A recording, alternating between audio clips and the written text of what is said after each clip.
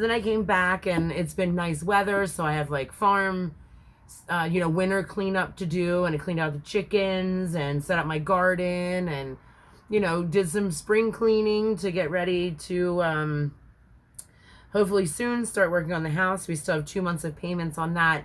Then we'll start working on the house. So I've been busy and not on crochet stuff. I have one work in progress other than the mandala blanket, which I did make some progress on. I think I have 3 lines left in order to have then number 5, 6, part 5, 6, and 7 done. Then I'll go over with you. Go over it with you. I still think I have 3 rows left in order to move on. So when I was on vacation and I was at home, the last thing I worked on was the, I think it's a hat out of Mandala Tweed, I think. And I think it might have been these guys. Was this Mandala Tweed? Oh, Ferris wheel. Yes, Mandala Ferris wheel. So then I made the one out of, I did make one out of Mandala Tweed, I think. It was the peachy one. Must have the scrap over there somewhere, not within hand's reach. So then I got thinking about all my Mandala Tweeds. So I was over there rearranging the shelf a little bit, looking at everything that I had, and I remembered that I had 6 of one color that I got from a Santa sack giveaway. I think it was Hirschner's. I think it was a Hirschner's Santa sack that I got these out of. So I was like, okay. And then I thought, I was going to get that last job. I thought an interview went very well.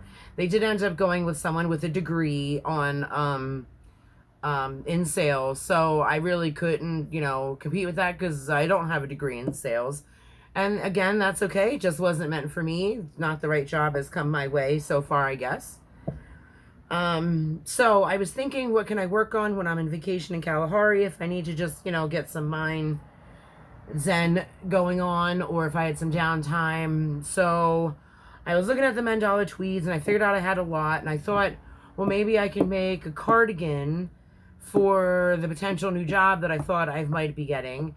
So then I was looking at patterns on YouTube with cardigans, and I, found one that I liked, and it happens to be someone who I visit often, and it did not work out this way. I did not go seeking out their channel to find something. I was just flipping through, and I was like, oh, I like that one. It looks kind of nice. It looks, something that I would like, and it is from Pamela's Adoring Crochet. And it is called the Essentials Crochet Sweater. Now she says, let me see if there's any notes about how many yardage I need. I know I said it in, or it said it in the video. Yeah, it doesn't. So I figured that I had enough in the Mandala Tweed. So first let me go over the specs with you. I'm using the Lion Brand Mandala Tweed Stripes. It is 5.3 ounces, 150 grams, 426 yards, or 390 meters. It is machine washable and dryable, 100% acrylic, made in Turkey. It is a medium number 4. U.S. needle sizes is a 7 or a 4.5 millimeter. U.S. hook size is an I9 or 5.5 millimeter. And the color that I had the most of that I am using is called Wishbone. Now, there's some things I want to go over before I show it to you. I have 6 balls or cakes, 6 cakes of this. So at first I wasn't thinking, and I just grabbed the first one and started working on the back panel. Then I got the back panel done, and I watched the rest of what was supposed to be next in the tutorial. And what she does is she just keeps on working the panel, but just one side, like the back panel. So you have the back panel, then she just starts working like this on one of the front panels. And she's doing it all in one color. And I thought, oh poop, this is really gonna look like a trippy zebra. And maybe I don't want it to look like a trippy zebra. even though I think that wouldn't be so bad. But I was thinking, like, you know, I wanted to wear it to work, so I wanted to kind of look a little bit professional, a little bit, not a trippy zebra, which I would prefer. So then I looked at what I had left, and I found 2 cakes that match the center for this panel and this panel. So I'm hoping, if I do it right, that the back will be one solid, beautiful panel. Then this and this will be matching. And then 2 more of them had them semi-matching for the sleeves. So I think that my sleeves will also be matching. I'm hoping, if everything works out right. So guys, I just took one picture of it here laid out on the floor.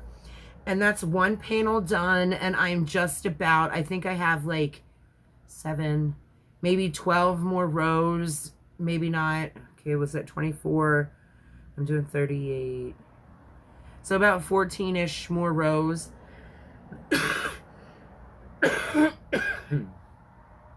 No, wait. I was at 24 last time I counted. It goes to 30. Well, really 60 rows. 60 rows. But I cut them in half and count the... Anywho. I have about 12 more rows to go. Maybe less. So then once I'm done this one, I'm going to cut it off and bind it. And then I'm going to start the other front panel in the matching color. So I have that to do yet. I don't know what made me decide to work on a cardigan. The last one, actually I have been wanting to make another cardigan because the last one that I made is the one that I'm wearing in my YouTube video. It has since grown to be too big because it did stretch a little bit. And I do wear it camping, so it smells like a campfire, which again isn't my, you know, a problem to me. But it is a little bit overwhelming if you're in a small group of people and you smell like a fresh campfire. And I stepped a little too close to the campfire last year, and some of the fuzzies are not so fuzzy anymore. It's kind of singed off. So that one will now be just my camping sweater or camping cardigan or whatever we're calling that one. And this is going to be my new day-to-day wear outside if it's chilly cardigan. So again, you already saw the picture. So I'll show it to you here live. I'll try to, like, you know, put it on as best as I can here. Considering it's not done. So that sits back there. I don't know how I'm going to keep it back there. And then here's the front panel for it. Let me see where it starts, right there. Okay, so that sits back. Pull this down a wee bit. So here's the one front panel, which I think looks awesome. So then I will detach that, do this one. Then I think you sew it up, like, you know, to where your armholes are. You count so many, you sew it up at the bottom.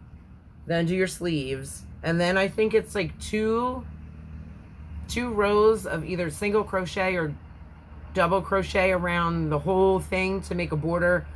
And then I do want, and I don't remember how the cuffs look on here. I might have to alter that. Let me see what the cuffs look like. Oh, of course it goes right to a commercial. Together. We lost.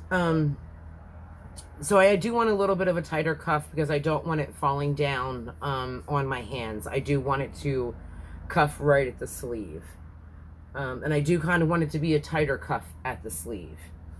Why am I on a paper towel holder? How did I get there? I don't know. Hold on. Cute though. Let's see. Does she show a close-up of the sleeves?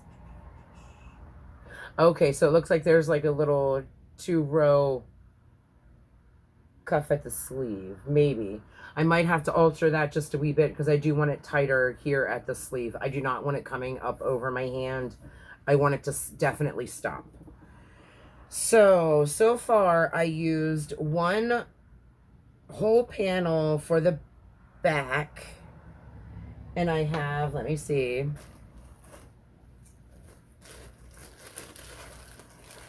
I might have kept the scrap at home too. I did, because I was working on it at home. 1, 2, 3, 4, 5. Yeah, so the back is all one cake. I was able to do that all in one cake. You know what? I'm lying. I am lying. It was a cake.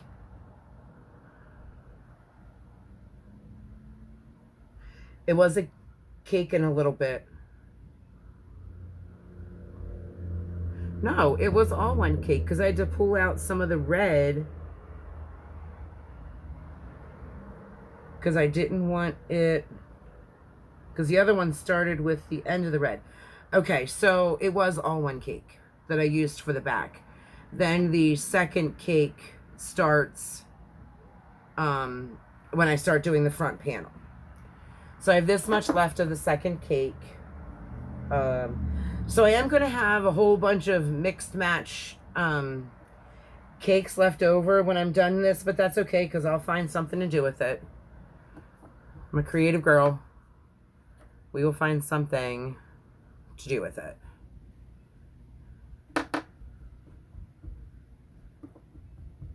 Yes, I have this much left to do of this panel. So it's not even quite like maybe 6 or 7 rows. I have to count 1, 2, 3, 4, 8 rows left to do for this panel. So guys, I'm hoping that it does not turn out too big. On Pamela's video, she did use, she did make a large. I tried to go into a 2X, so I did chain more at the bottom.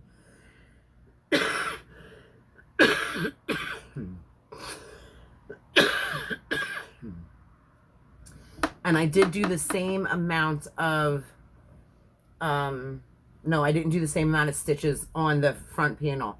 I just did what she told me to do and subtracted 8 in the middle.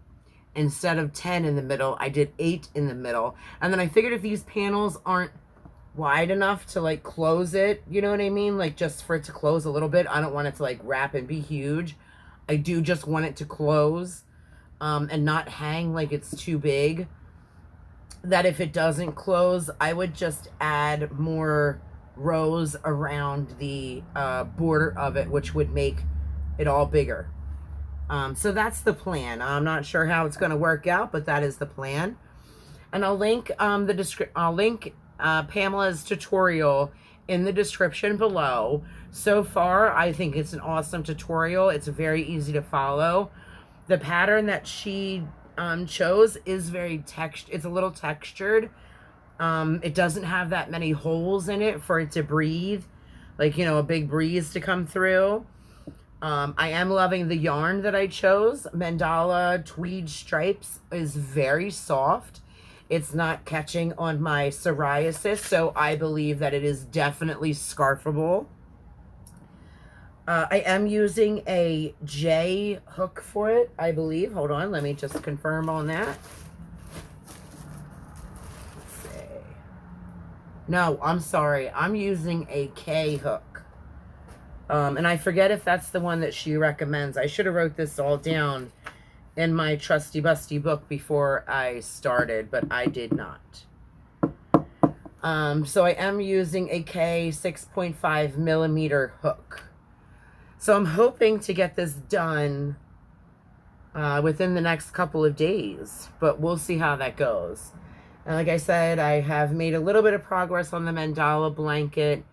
I did end up making 2 other things, but that's another video. They're very small. One's going to be forever incomplete because I think I lost the, it's a lovey. I'll just tell you now, it's a lovey. And I think I lost the owl that I made the lovey for to my great nephew. Since he's been over, I have not been able to locate it. And I think it might have went with him, which is fine. I'll find another lovey that it matches with. I'm not upset if, you know, my owl did go to him. I think we're on February 7th. Experience love for yourself. To find love, you first must find it in yourself. Then the whole universe will mirror it back. See how people smile at you. Feel their tenderness, their affection, their respect. See how the whole world responds lovingly to you when you love yourself. The world around you reflects how you feel about yourself. The beliefs of many years have kept you trapped in the illusion of separateness and apartness. Your hesitancy to love yourself has mirrored in the eyes of others. But you are not alone. You are not estranged. You are not a disconnected part. You are a part of a whole connection to your life. Go out and embrace your connection. Embrace life. Watch the sunrise. Smell the cypress trees. A field of garlic. The gentle scent of an apple orchard. Feel the breeze on your cheek. The rain on your hair. The earth beneath your feet. Stay open. Keep loving yourself. Know you are a vital part of a living universe. Watch how much better, how much kinder life is as you grow in peace and harmony with yourself. See how much more love is mirrored in the universe since you have committed to loving yourself. So guys, that's all I have for today. Thank you so much for stopping by. Be safe and stay groovy. Bye.